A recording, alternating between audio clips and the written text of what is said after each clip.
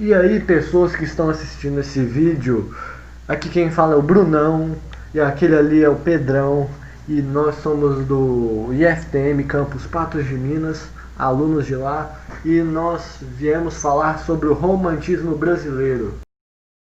O romantismo brasileiro foi um movimento literário que teve sua predominância no século XIX, e suas principais características são a exaltação da pátria, da natureza, do sentimentalismo e também do subjetivismo. O movimento foi introduzido por Gonçalves de Magalhães em 1836, com o livro Suspiros Poéticos e Saudades. O romantismo brasileiro é dividido em 3 fases. A primeira fase pode ser chamada de nacionalismo, ou também de indianismo. Ela tem como principais características a exaltação do índio, da natureza e da terra brasileira. Os principais autores dessa fase é o Gonçalves de Magalhães e o Gonçalves Dias, com também o tão famoso poema Canção do Exílio, que é aquele que fala minha terra tem palmeira. Já a segunda fase do romantismo é denominada como ultrarromântica ou mal do século. Essa fase é caracterizada principalmente pela poesia pessimista, a qual os poetas escrevem versos em referência à morte, à melancolia, à tristeza, à angústia, dentre outros sentimentos negativos. Os principais autores dessa etapa são o Junqueira Freire, o Fagundes Varela, o Cassimiro de Abreu, que escreveu, por sinal, o poema Meus 8 Anos, demonstrando saudade, e também temos o poeta principal, que é Álvares de Azevedo, que fez a poesia Se Eu Morresse Amanhã. Oi gente, eu sou o Pedrão e agora eu vou explicar a terceira e última fase da poesia romântica brasileira, que chamamos de condoreirismo ou social, na qual as suas principais características era criticar a sociedade corrupta ali do século XIX, ressaltando a realidade e principalmente a vida de sofrimento dos escravos.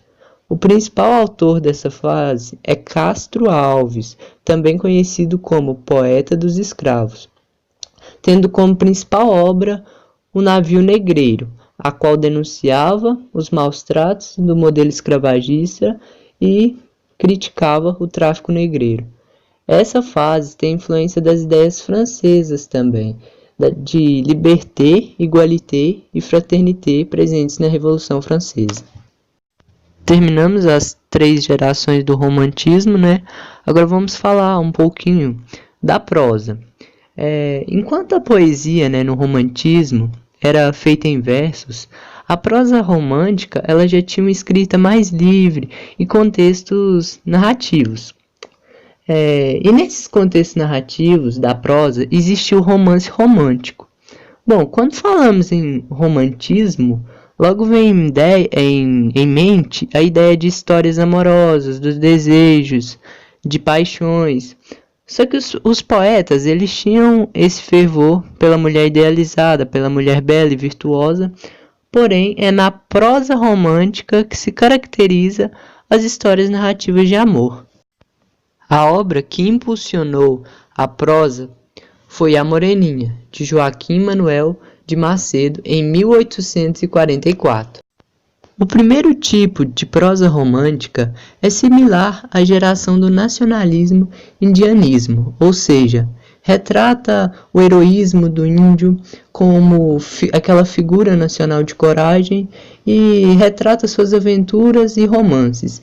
E nessa fase da prosa, o principal autor é o José de Alencar com a obra O Guarani.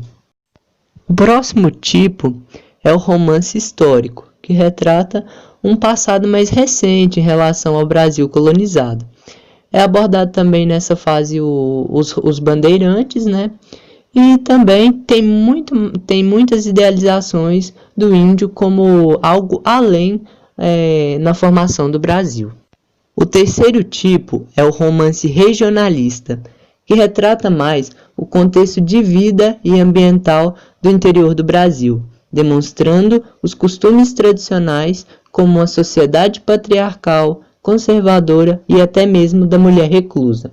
Nós temos um dos principais autores é o Visconde de Taunaí, com a obra Inocência. E por fim, o último tipo de romance é o romance urbano, que retratava a vida na corte no Rio de Janeiro e mais as modernidades das grandes capitais. E esse foi nosso vídeo. Agradecemos por estarmos passando esse conhecimento a mais para vocês e obrigado.